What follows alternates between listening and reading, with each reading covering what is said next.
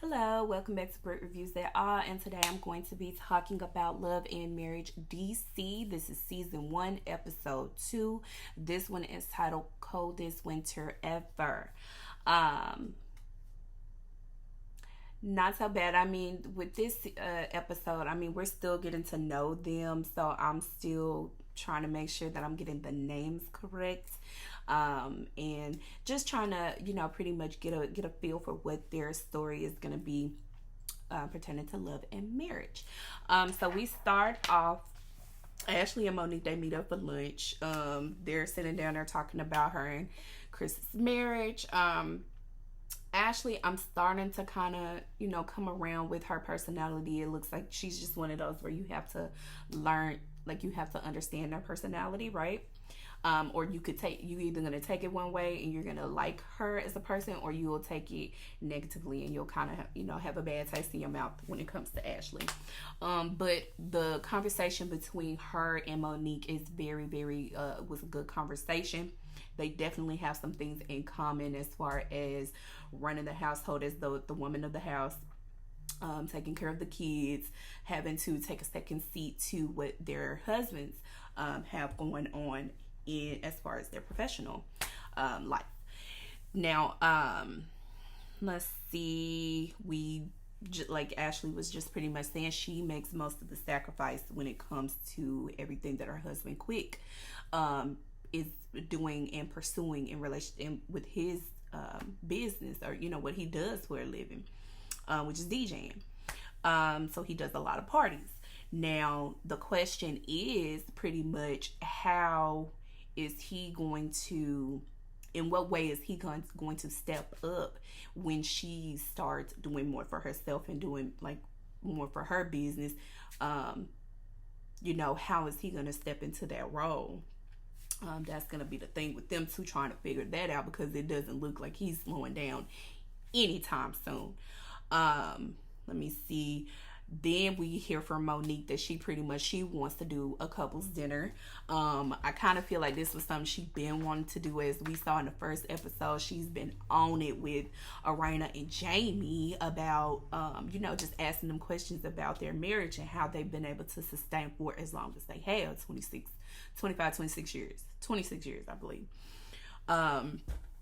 Now we move on. They show Monique going to meet with a radio station, which is awesome. Good to see that she's doing things. She's really pushing the envelope to do more stuff for herself versus just being a stay-at-home mom, which nothing is wrong with that. But if you want more, then that's okay as well.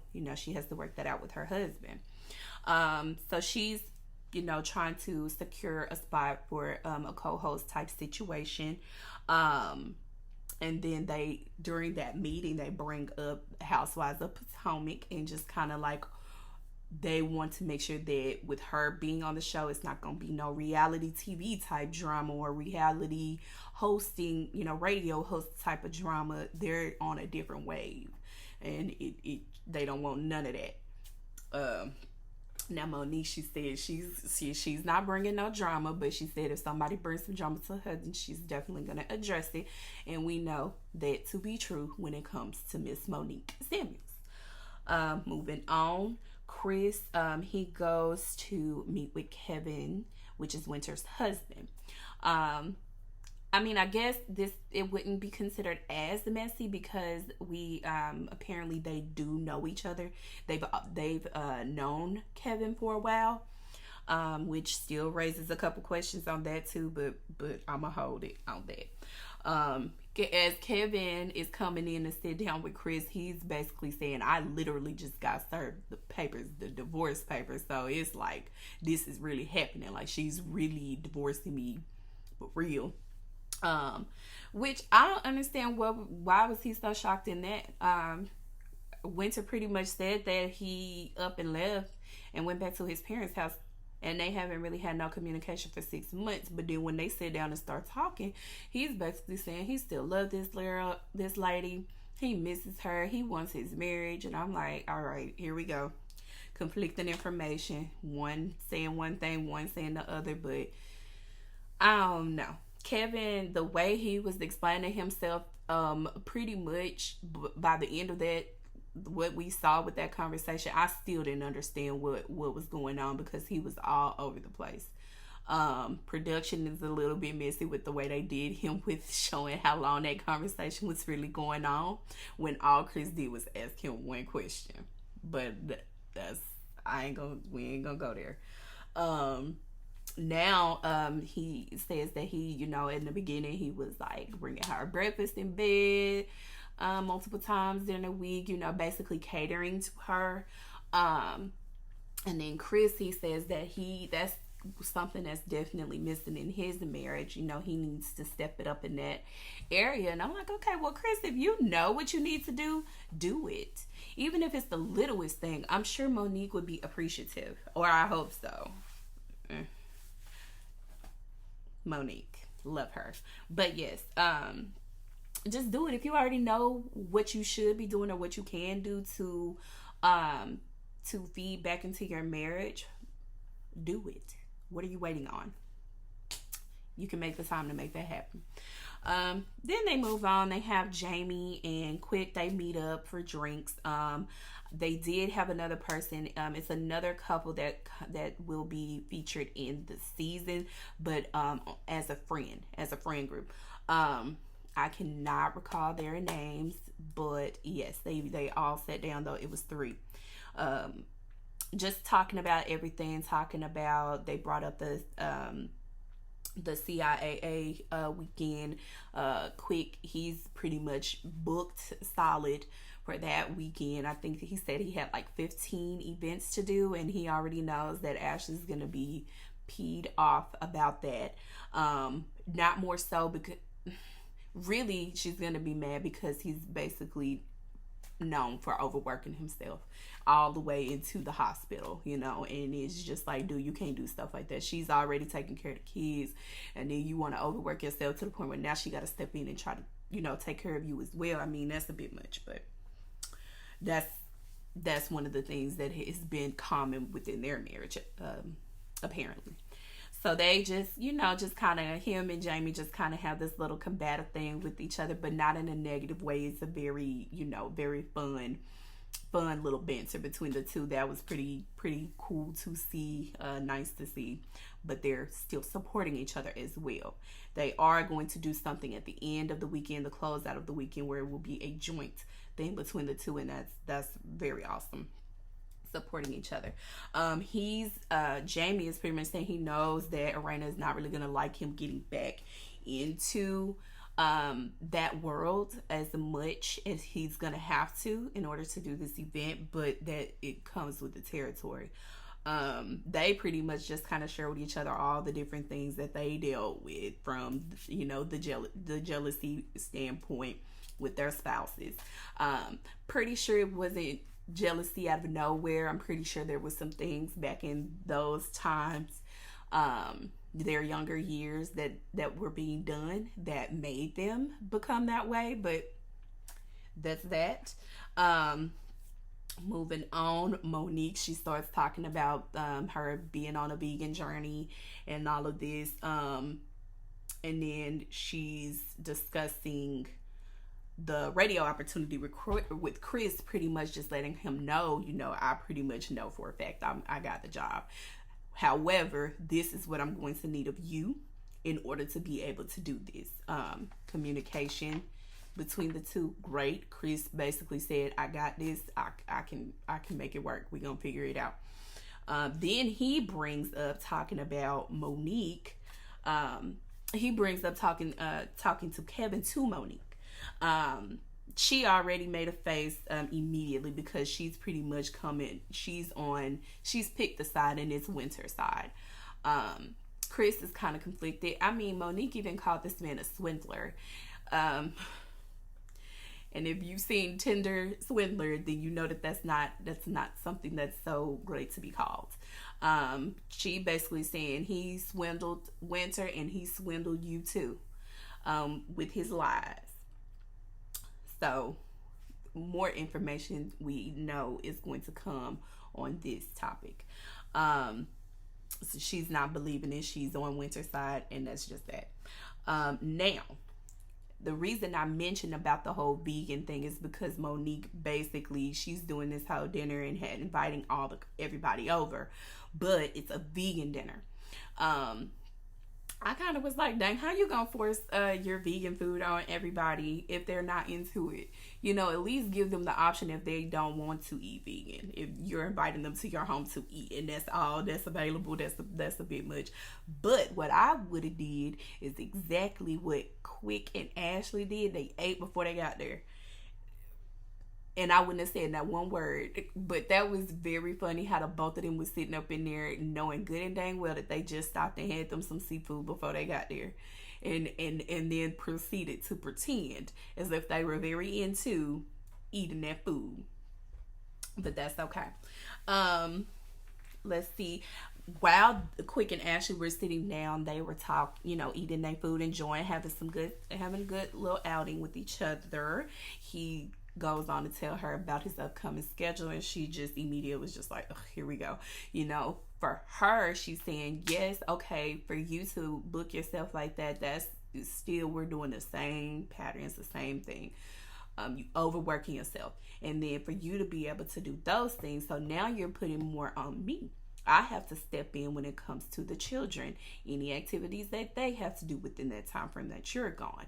If there's any opportunities that are for herself, she has to basically turn them down and pass on them, and she's tired of doing that. But for him to acknowledge her role that she plays, and her to also acknowledge that she does appreciate what he does and what he provides, that was great. But then where does the change come into play to where she's able to venture into the things that she wants to do for herself as well? You gotta think about that too. Now the CIA weekend, that's a big thing, so I think for that, you can let them ride. But moving forward, past that, he would need to, help out, kind of work with her on that, so she doesn't have any resentment towards him. Now they get over to the dinner. People start to arrive. Here comes Monique. I thought she was being a little bit just doing the most. Oh, talking to Chris, what are you doing? I just made up this area. You just flatten the pillows. It's like, girl, okay, calm down. He can fluff those pillows back up as soon as he gets up. He's at home. He's comfortable. Relax. You just nitpicking with him for no reason at that point. They come in. Apparently everybody didn't know it was a vegan dinner, which that's not okay. You should have told everybody before they got there. And then here comes Ivana. She makes it clear, I don't eat vegan. And she's like, do DoorDash deliver to y'all house? Too funny.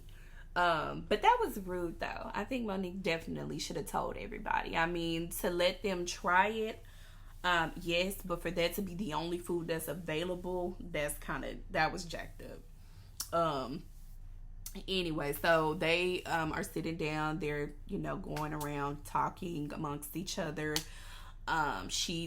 Monique, she talks about how they're homeschooling the kids, and they're teaching them about Africa and where we originate from and things like that.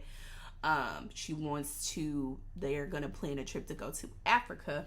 And then, of course, a valid question Jamie asked about the whole, COVID and everything. Apparently Chris and Monique, they both had COVID twice, but she says she doesn't live in fear. That is her prerogative.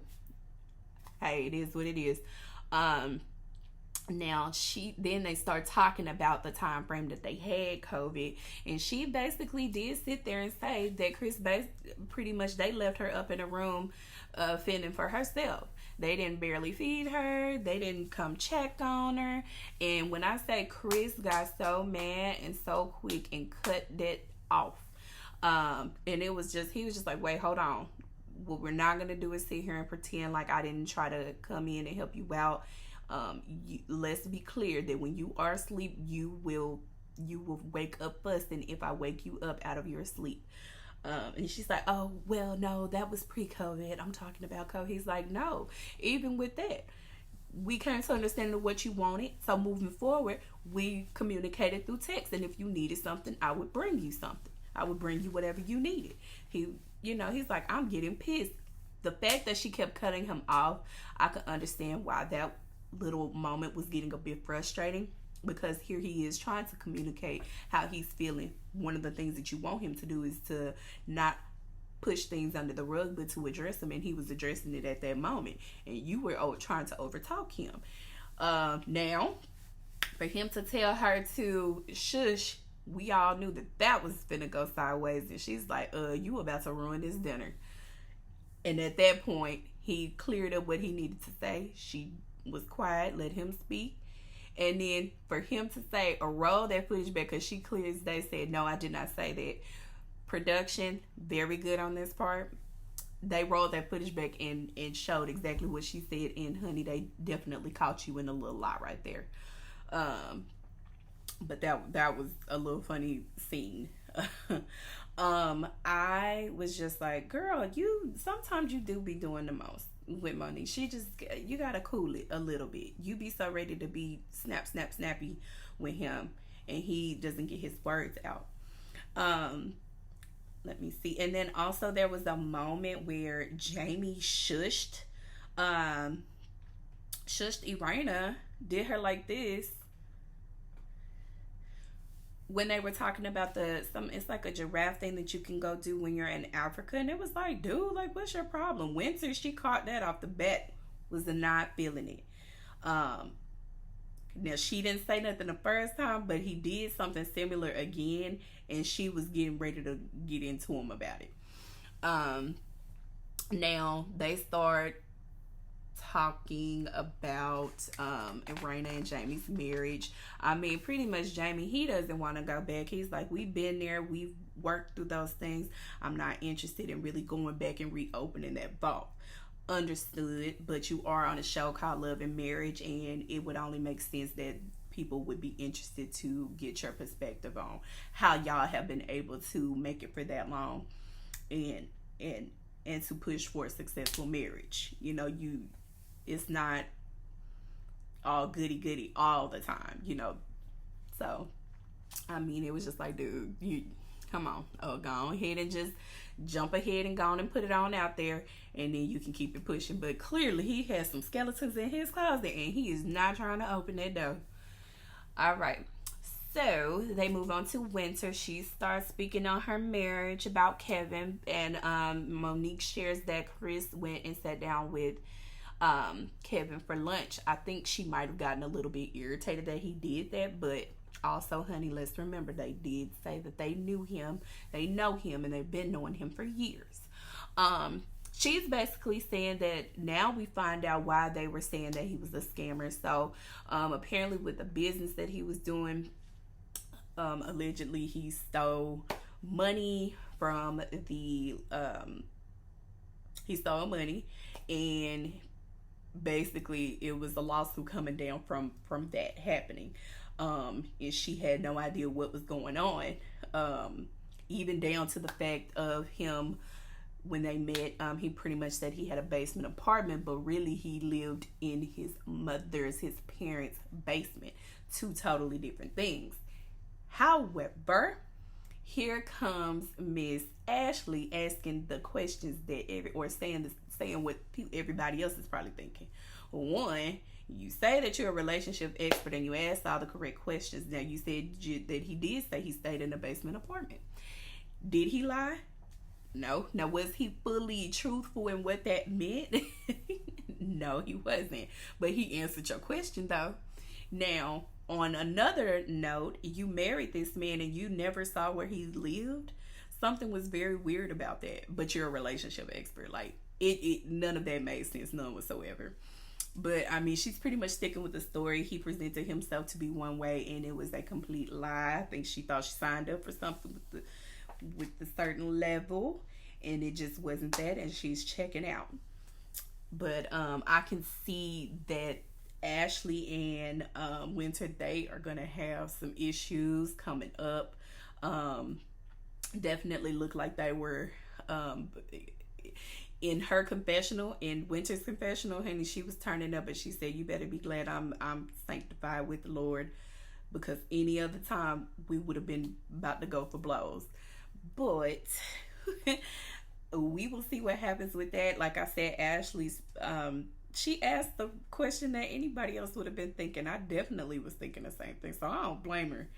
Um, but they cut it off right there. It's gonna pick up from that scene at the dinner, and I'm gonna keep following it. So thank you for watching. Like, comment, and subscribe. Bye.